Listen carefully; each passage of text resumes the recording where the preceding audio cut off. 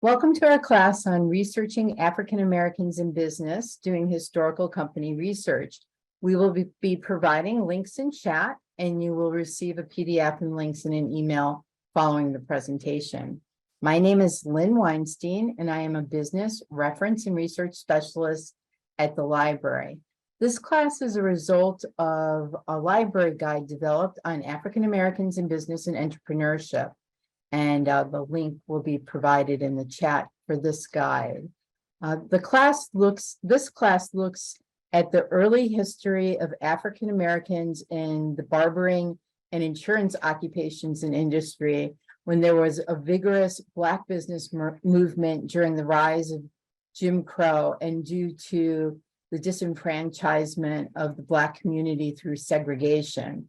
Black resistance during this time took the form of a Black leadership movement towards the development of a separate Black business class, education, and a strong Black middle class. Additional information on the topics of barbering and beauty, insurance and banking, and small business can be found in this library guide under the business and industry section.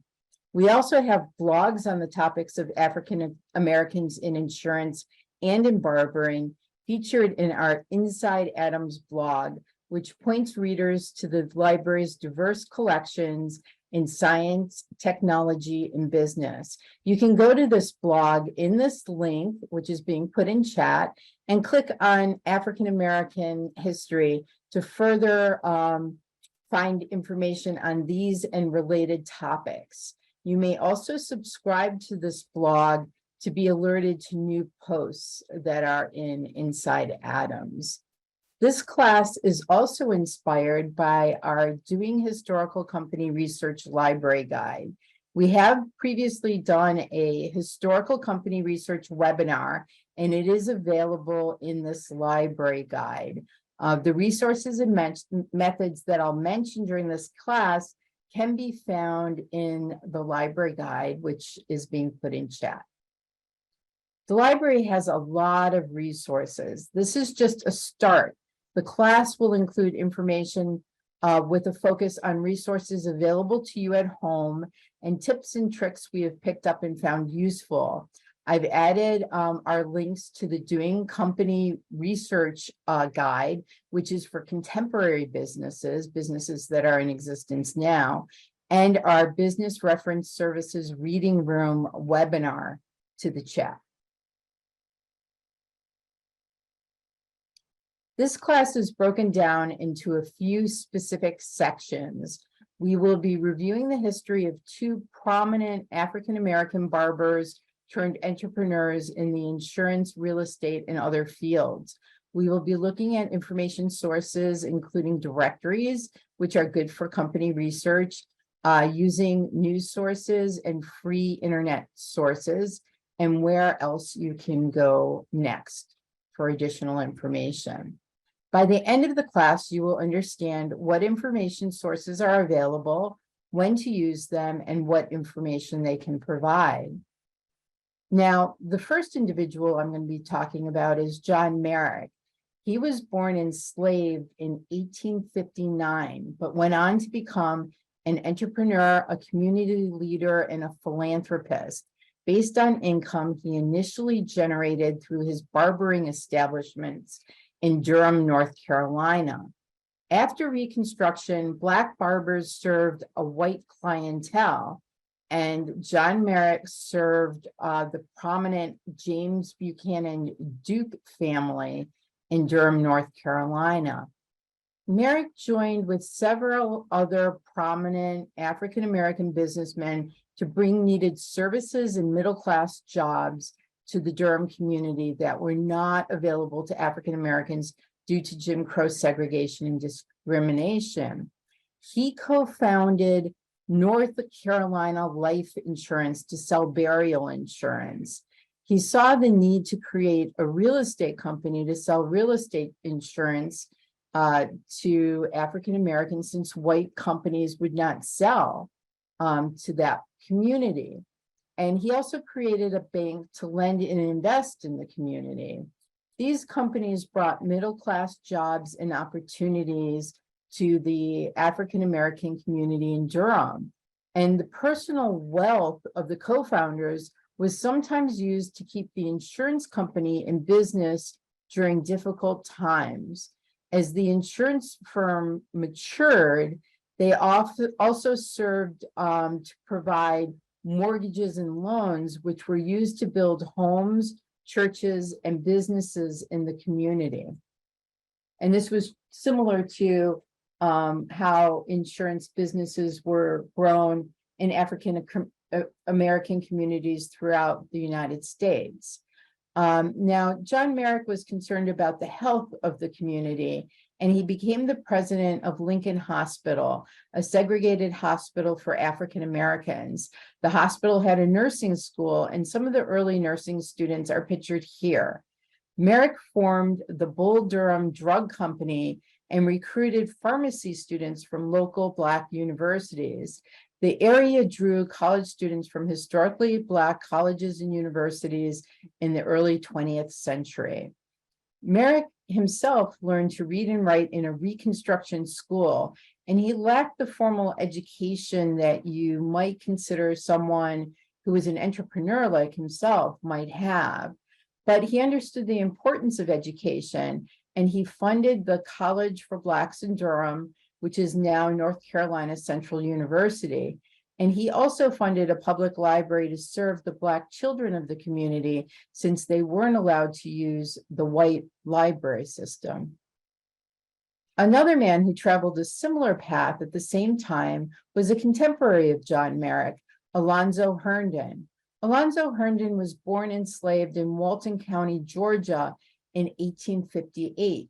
He moved to the segregated Atlanta area, where he opened several barber shops, including the upscale Crystal Palace in 1902, serving a white male clientele.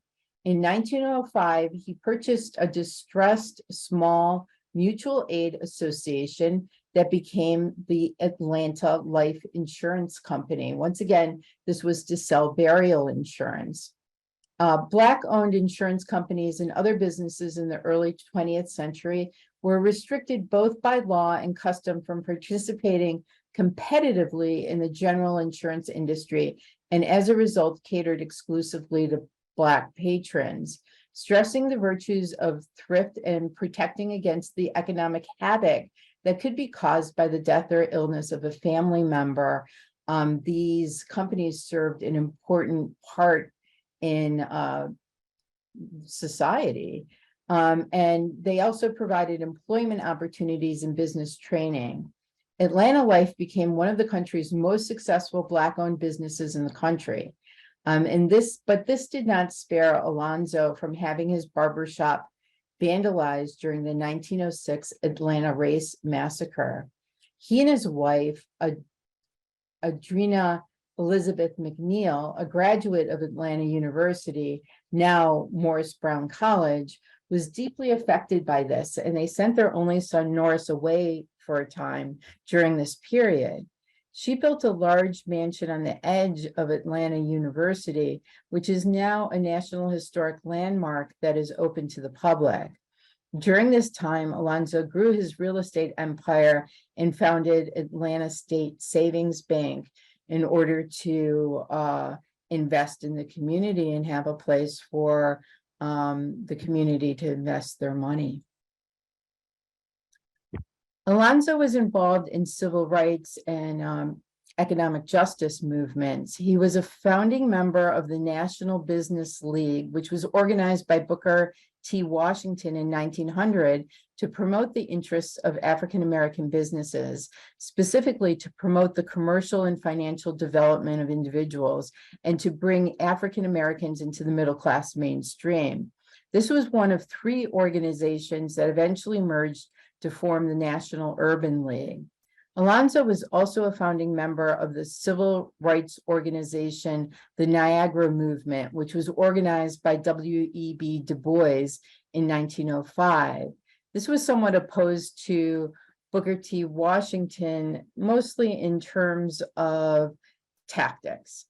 In the end, this movement wasn't entirely successful, but it became a predecessor to the NAACP. And a number of groups agreed to join their efforts through the NAACP on a strategy of opposing Jim Crow laws and supporting equal protection and civil rights. They disagreed previously on tactics, but they reconciled. Alonzo is pictured here with his son Norris, who went on to lead the Atlanta Life Insurance Company after Alonzo's death in 1927. Alonzo was noted for his involvement in and support of local organizations devoted to advancing African Americans in business and community life, including orphanages, nursery schools, churches, the YMCA, and Atlanta University.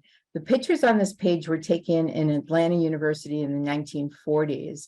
Alonzo died in 1927 and was buried in the Southview Cemetery, which he founded because he believed in people being buried with dignity.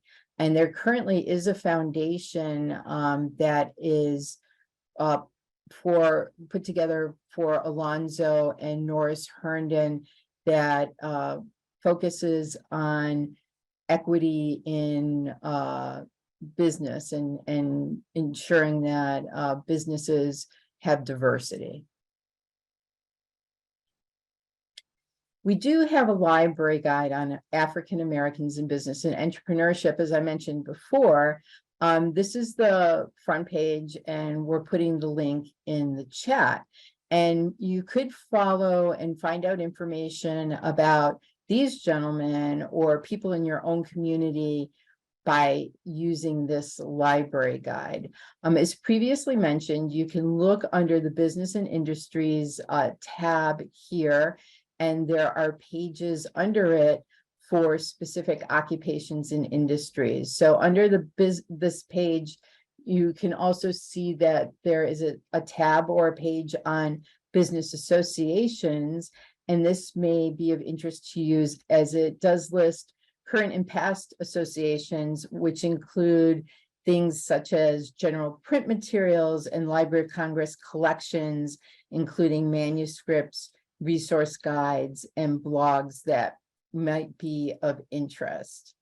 We do at the Library of Congress have, for instance, the NAACP manuscripts and manuscripts for other associations that were founded by African Americans. This library guide, we do address small businesses, insurance, banking, finance, and the beauty industry. You can see here that there on the left-hand side under the tabs for the various pages, there is an Ask a Librarian box, and you could click on that to submit a question. And if you have a more complex question or you're thinking of coming in, you need some guidance, this gives us a few days to look over a question and get back to you in greater detail. And this link for the library guide is being put into the queue, and we'll have the link for the Ask a Librarian in a couple of places during this presentation. This is the front page of our Doing Historical Company Research Library Guide. You can see the front page on the screen, and we have sources and strategies covered here in this guide. So if you feel like you're missing something, don't worry, because you'll be able to refer to this guide. And here we also have a recorded webinar, Doing Historical Company Research, with a presentation that you can come here and view. So one quick note is that while we have many of the subscription databases and other sources mentioned in the class and in these guides that are available to researchers while you're here at the Library of Congress, you may have access to them through a local university or public library or some other avenue like a state library or a historical society. So don't forget to look locally. So what do you need when you're looking around? you need to cast a wide net and look under a lot of rocks and go under many paths. Some false, you'll have to look in places that you might not have thought to look, and maybe do it all over again if you find new information. So you need to know your resources, you need to be creative, and you need to have some patience. So sometimes doing research on African-American business history is like putting together a puzzle. The different bits by themselves are only so helpful. We have currently working at the Library of Congress remotely from Providence, Rhode Island, a innovator in residence, Yo Warren, who is working on assembling information and reconstructing Chinatowns in using virtual reality technology. And he came here and visited the library, and he wrote a blog about it. And he had a very interesting quote.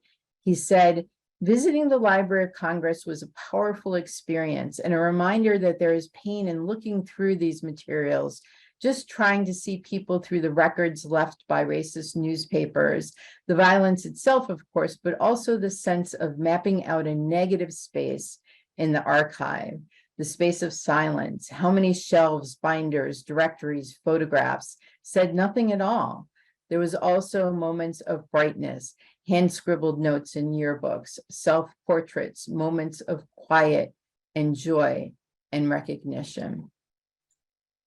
So there are a lot of missing pieces, but if you put together the pieces of the puzzle might come together, and this is what you get. This is a photograph taken by a US government photographer, Jack Delano, from the US Farm Security Administration Office of War Information in 1942 of a meeting of agents of the Unity Life Insurance Company in Chicago. The reality is, as our innovator in residence said, unfortunately, there's a lot missing from the record, and there would be a lot of missing pieces from your puzzle, perhaps, but you would get somewhat of an idea if you look in different places and assemble different information. So we'll look at some of those places that you can look to get information.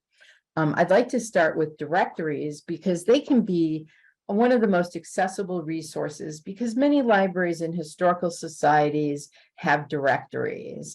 They can be useful for genealogy. You can find occupational information. They can give sometimes census details, street addresses, and more. This is a picture of a directory that we found here at the library from Boston. It's from 1842.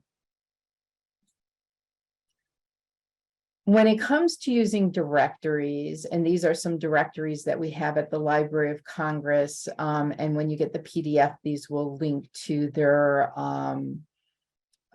records, their catalog records. When it comes to using directories, you'll need to know a general location because most are organized by city, county, state, or region, and sometimes those areas change over time.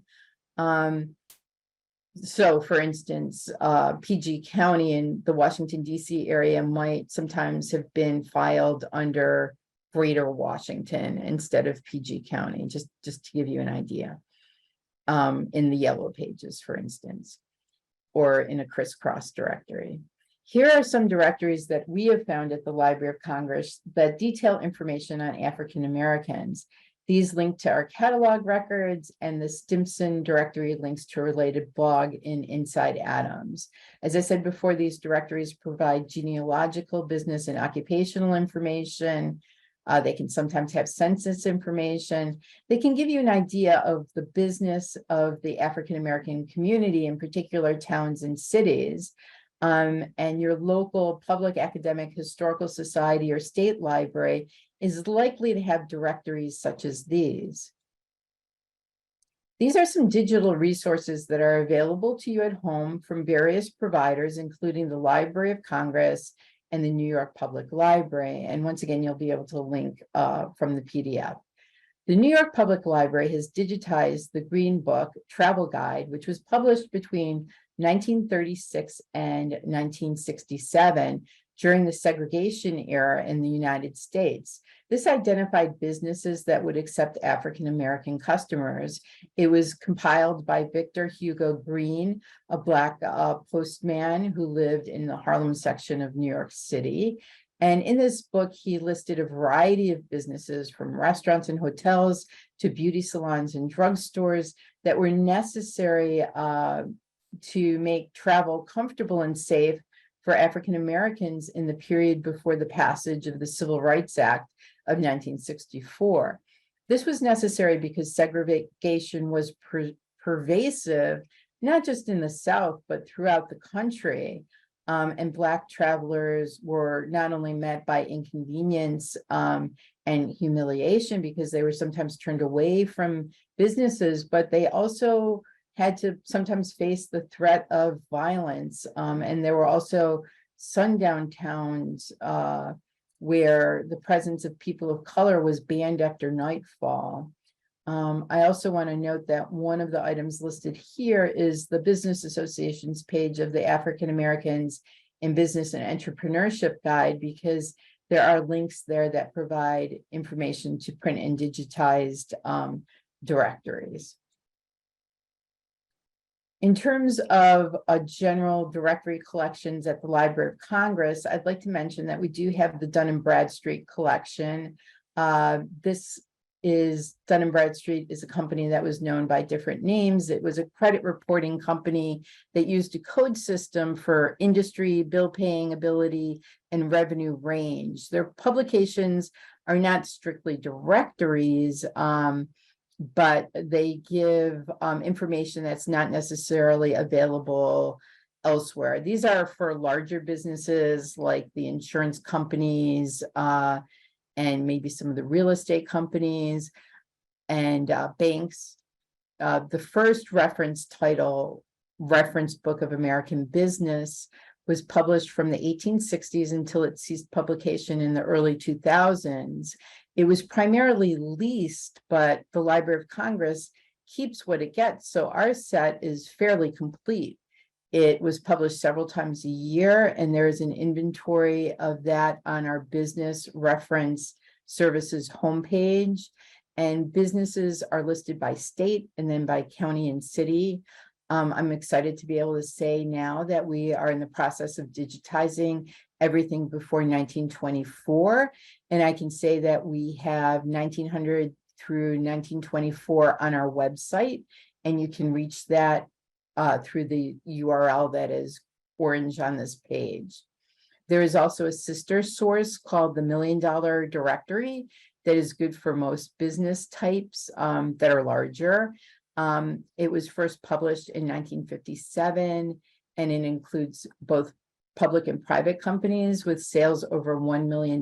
But you have to understand that that criteria has changed over time in terms of how large it is, how big $1 million is. It doesn't mean the same thing, but this $1 Million Directory is now available in the Mergent Archives subscription database, which we do have, and you might find that, for instance, at an academic library that you might be able to use as a walk-in user, but I would advise calling first. And this information is available in our Historical Company Research Guide in the Directories section, and that should be put into chat, that link. We also have telephone books and city business directories, which are often available at local, state, and historical societies, public libraries and local historical collections and similar collections. The Library of Congress has directories for many places around the US, but our hard copies are mostly not in our online public access catalog or OPAC, even though some business directories are. Also, the Library of Congress does have some directories digitized on our homepage. Links for the inventory and the digital collection are being put in chat. Obviously, yellow pages are helpful when researching a business, but the information is limited. For younger people, yellow pages have businesses in it. They were local business directories that were yellow, that you could look up businesses.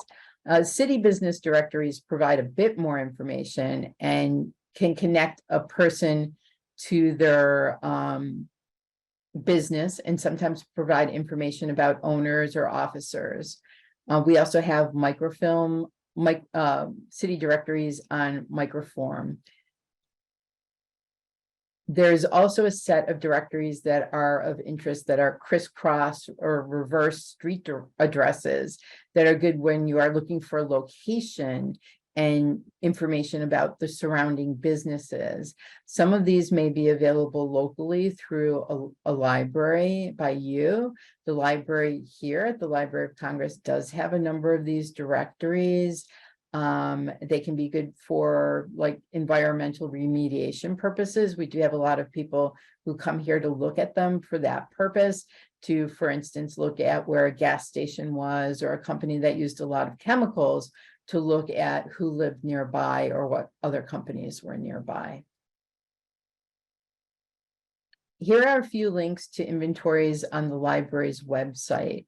If you can't get to the Library of Congress, there are many free sites via the internet for directories.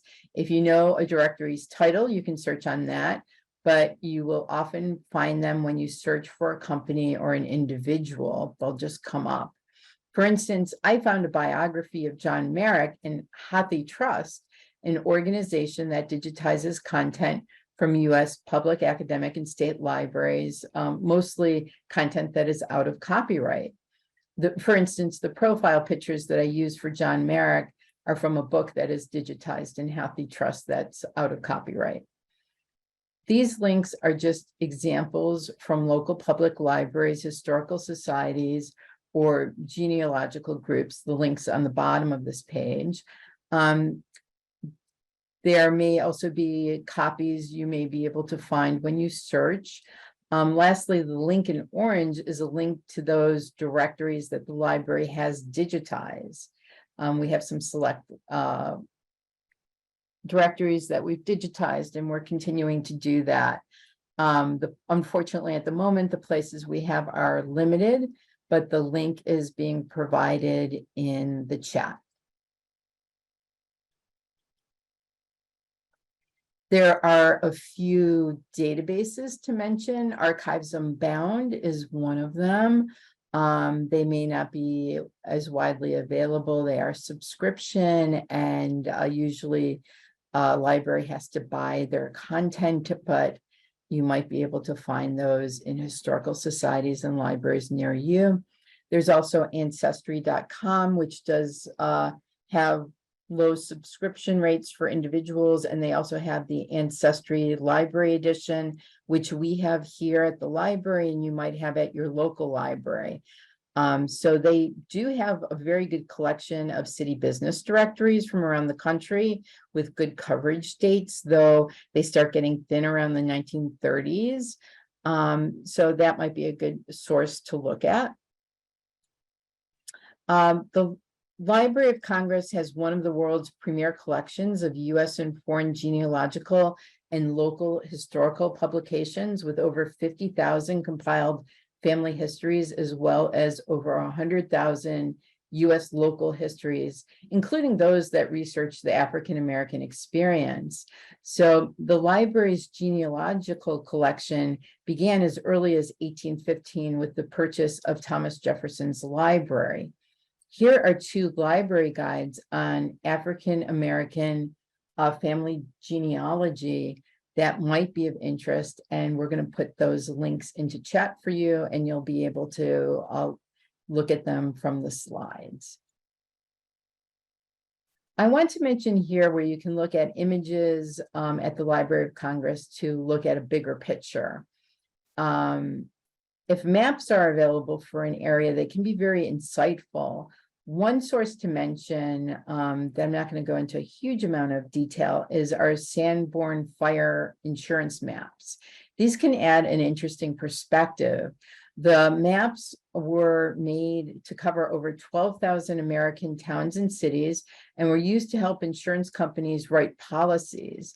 They can be used to give you a physical presence to cite from a directory, though most businesses are not noted by name. These are free sources for some places, but then there's also most of them are available through a subscription database, Digital Sanborn Maps from 1867 to 1970, which is a ProQuest database that the library subscribes to. The two images here are from the Sanborn set. The image on the left is an index page that gives you sheets to look at. Here I am looking at the parish tobacco warehouse. The left-hand side gives me the index. And then on the right-hand side, the large rectangular red building on the upper right is an image of the parish tobacco warehouse on Parish Street in Durham, North Carolina. This is image 4 of the 1898 Sanborn fire map. And you can look at the image of that street over time to see how it's changed.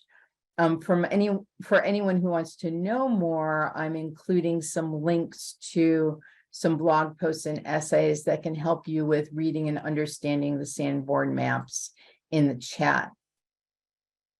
These library guides and this index will also help you getting into our fire maps and understanding them and understanding how to locate businesses in your town or area that you might be researching. So you could use these fire maps to look at African-American communities in Durham, Atlanta, Tulsa, and other areas using our Sanborn collection or our other fire maps. Our prints and photographs division has many stunning images of African-American communities. Here are some of our library guides to our prints and photographs division collections that I have used for my research on African-Americans in business. We have an online catalog available to search prints and photographs that you can use from home, as many of the photographs are digitized and available for downloading. You can search no restrictions in your search to look for items that have no restrictions from copyright. And you can look in the description to see if there's any restrictions from copyright. I'm putting links in the chat for our prints and photographs reading room and for their online catalog, which you can use from home.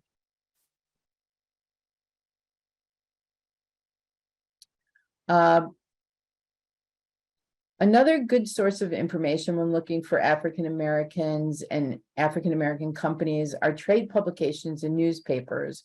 While trade publications would cover the industry a company operated in, newspapers cover the place a company is located in, as well as company information. Newspaper articles have useful bits of information like advertisements, obituaries, articles, information about court proceedings, profiles, and more. To go back to our puzzle, you can search for information in newspapers and periodicals using the principal or founders of a company or the various names of the company that may have been used over time. And, you know, searching in newspapers can be a little trying. The indexing is not the greatest, so you have to do a lot through trial and error. I would recommend searching Chronicling America, which is a openly available internet-based searchable database of US digitized newspapers from 1777 through 1963. This database is available free to you at home and is sponsored jointly by the National Endowment for the Humanities and the Library of Congress. The links in chat are for Chronicling America and the list of 238 African-American newspapers that are available for viewing and searching on this site. To the left of this page is a result from the newspaper Richmond Planet in a search for North Carolina Mutual Life Insurance Company. It is an advertisement for the Richmond office in 1927 and gives the name of their district manager, the address, phone number, and some interesting insight into their marketing and branding. On the right is an advertisement for the Atlanta Life Insurance policy that gives you some information on their financial and operating information, as well as their branding and advertising position. The advertisement that I located for the North Carolina Training College on page 6 was also from Chronicling America. It is important to locate all the variant names and spellings for a particular institution when you're searching. A search on Alonzo Herndon resulted in this portrait and biographical description. And because of the date, which is 1921, this is prior to copyright. And this search for North Carolina Mutual resulted in this information about the company erecting a large building in Durham, North Carolina, as well as information about the strength of the insurance company and its prominence. You can retrieve a lot of company information through Chronicling America. Note that in searching Chronicling America and other databases, you need to be mindful of the context of the words and phrases used during the time of the publication of the newspaper, as well as any other journals and trade literature that you may be searching. I am putting a link in the chat for an NEH document titled African American Keywords for Chronicling America, so that you can search for related terms for Afro-American and Black individuals in context of the time that the newspapers were printed in. These are a few databases for searching news and articles, but again, look to local public libraries and historical societies for access to databases. The first group are those with newspapers that have been digitized. The library has these databases: Newspaper Archive, ProQuest Historical Newspapers, American Periodical Series, etc. We don't have newspaper.com, but that's often available at public libraries. Chronicling America is listed here with the link in orange. Note that most older trade literature is not in databases, and many journals didn't do their own indexing. So you might have to look at an old-fashioned index to try to find articles. So you might have to look at something like the Reader's Guide to Periodical Literature, or something like the Applied Science and Business Periodical Retrospective. We do have that available here as a subscription. Lastly, I would say that a lot of full text databases can be used for historical research, like ABI Inform, Business Source Complete, and some of these other databases that are listed. And our library guides do have these and other sources that you might want to look for additional information. While we don't really have time to do a demo, and I'm not going to go over individual database quirks and issues, there are a few things to mention. First, digitized news sources include articles as well as advertisements, and both may provide images of business products, people, and clarifications regarding locations, general news, people, and that sort of thing. For those databases where the papers are digitized, advertisements are searchable, but ads are not included in the text-based full text databases. Second, because you may get a lot of results, use any way to limit the results. So when you're using a vendor with indexing options, you may want to limit your results based on things like date, item type, publication, and place. There are a few additional specific tips when searching digitized sources. They don't like ambiguity, so use simple words and phrases. When available, use exact phrase fields or quotations. Don't use words like company or corporation, just drop those. And don't use abbreviations unless you have to, unless it's a real key part of the name of the company. You may have no way of knowing how the paper is going to abbreviate things. Having the name of a president or owner is a good way to search, but remember that there may have been a different way of abbreviating things back then. For example, they might have used JOS for Joseph, CHAS for Charles, or JAS for James. You would want to do individual searches with different variations to account for an individual's initials, for example. Another potential way to search is to search a business's address. The internet has a lot and may seem like it has everything, but it doesn't. Not everything has been digitized. Not everything is free. And with that said, there are things it does have, and over time, it will have more and more. People are putting material out there on the internet all the time. These include local libraries, university libraries, genealogical societies, collector groups, and more. Each has their own niche, but please try to look at some of the more reliable sources, like some of what is listed here. Google Book, Hathi Trust, and the Internet Archive have digitized journals, directories, reports from companies, like annual reports. One additional Google tip is you might want to use quotes around a company name, a person's name. That might be helpful in your searching. Beyond that, here are a few additional sources. First, most states, usually through the Secretary of State, sometimes a revenue office, have an ability to search for businesses in that state. So here's a link for Secretaries of State for the United States. So I would recommend going through a Secretary of State office if you're looking for information about a current or past company. They often have information about who has registered as a company in the state for tax purposes.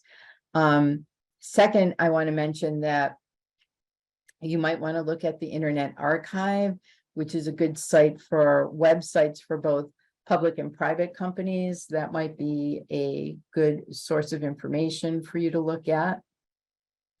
Lastly, I want to mention patents and trademarks. You might want to look at the U.S. Patent and Trademark Office to see if there's any filings by an individual or company. Ohio State University, really a librarian with a lot of attention to detail, put together in an Excel spreadsheet on African-American patent holders. So she put together this great Excel spreadsheet, and we're trying to add that to our collections as a data set.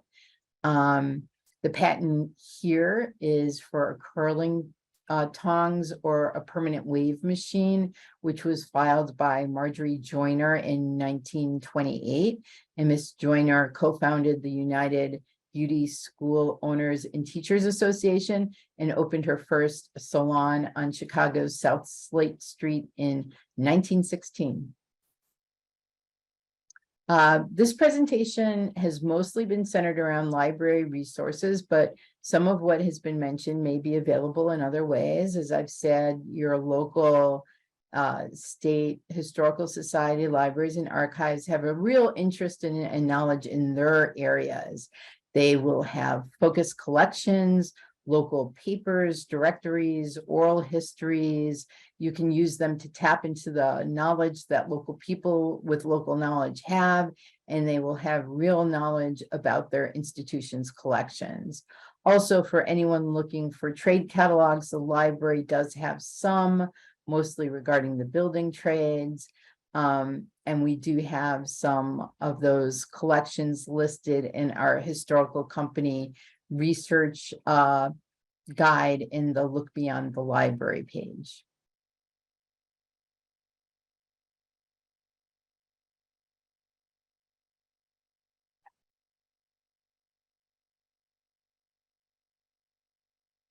Here are the images of the intro page of the 2 library guides I referred you to during this presentation, the African Americans in Business and Entrepreneurship, and the doing historical company research guides.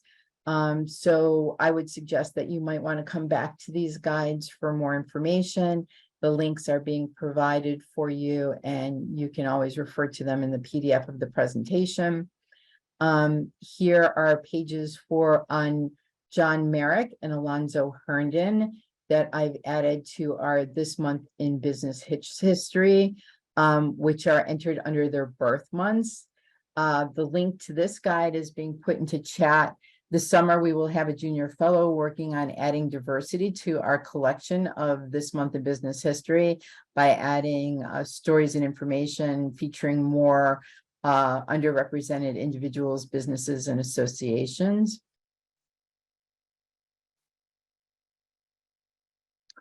And here's an opportunity to ask a librarian right now. If we don't have time to answer your question, or if it's a complex question, please submit it to us on our Ask a Librarian address, which is on the slide. We're also putting in our Business Reference Services Reading Room link, which is where we're physically located in Washington, D.C. at the Library of Congress in the Adams Building. We hope you'll consider visiting us here. I want to thank you for your time, and I hope that you got some useful information and tips from this presentation. And we're available to take questions if there are any questions in the queue, or if anyone has any additional questions. Hi, Lynn. We got a few questions as we went along, so I will just read them. Okay. And if anyone needs to clarify, go ahead and do that in the chat. But the first question wants to know, who is the person who developed the virtual Chinatowns from records? That sounds cool. Oh, yeah. His name is, I believe, Hugh Warren. I would have to pull it up. He did write a blog about his experience, and let's see, I do have that somewhere. I had it in I just added it to chat. Okay, great. Great. Yeah, he did come to our reading room and looked at some of the material that we had here, in trying to he's trying to recreate Chinatowns and develop like 3D Chinatowns in a couple of areas, including South Dakota, Provincetown, Rhode Island, and I believe maybe someplace in California. Hey, and correct me if I'm wrong, whoever asked this question, but we were talking about some directories and other resources, I think. They say I interviewed someone that owned 3 barbershops in the Lehigh Valley area, Allentown, Easton, Bethlehem, for an oral history project. He was born in 1929 in South Carolina and moved to the area in 1956. So I think this person's wondering, where information like that might be collected. Oh, one thing that's interesting about that is they probably moved from the south to the north during the Great Migration. And that might be a library guide that person might be interested in. It's something that's referenced in the prints and photographs section, because there was a series of movements of African Americans from the south to more northerly cities. So that might be something that would be of interest to them, just to look at some of the materials that are available at the Library of Congress about those great migrations. And then I would suggest your local libraries and historical societies might be a great place to look as well, as the directories for those areas and the digitized newspapers or the local papers that you might have there. Okay. And also look at Chronicling America, because I do think we have a number of papers from those areas in Pennsylvania.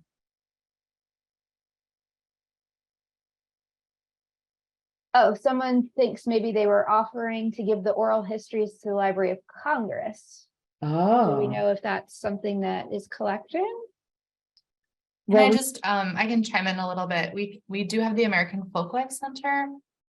So that would be one of the areas in the library that does collect oral histories. But if you submit it in I'm sorry, we have a link to items that you want to see if the library would be interested in collecting, and that would get routed to the American Folklife Center, which has a lot of oral histories.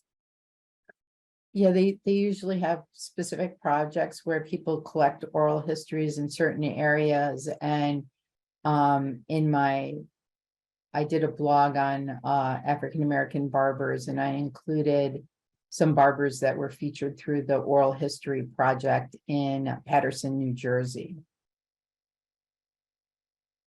Okay, another question from the chat.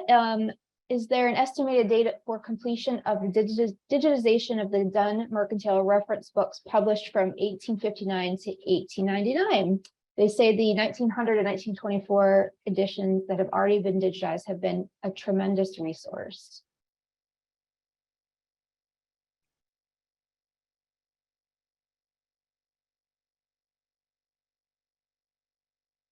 So what are those that are being digitized? They're asking if we know when the older 1859 to 1899 Dunn Mercantile reference books might be digitized. Dun and Bradstreet. Oh, Yes. I can answer that also, if you don't mind. Yeah, please go ahead.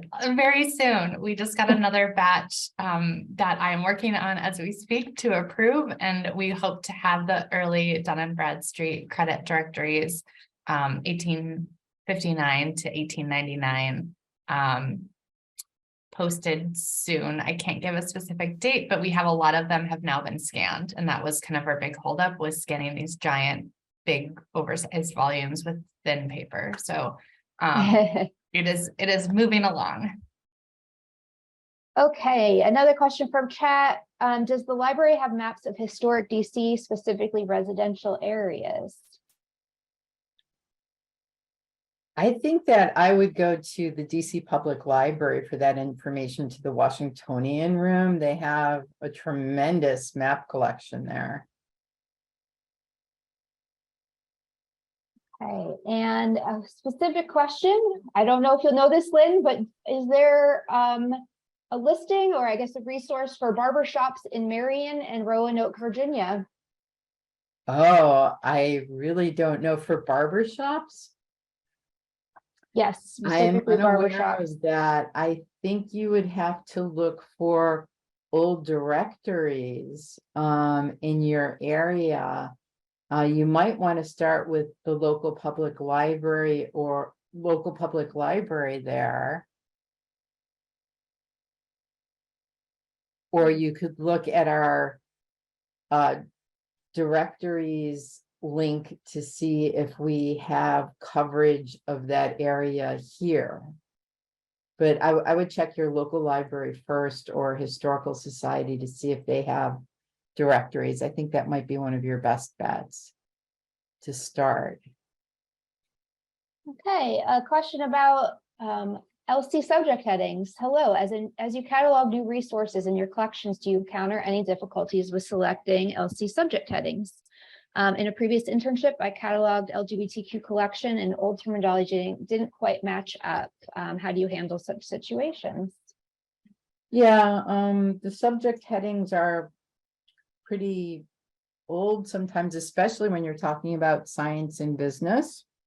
In fact, with science and business, we run into that a lot with all sorts of different classifications, because things move a little bit too quickly unless there's a special group working on finding new subject headings. I think there was recently a group that was looking at like fintech, like cryptocurrency type.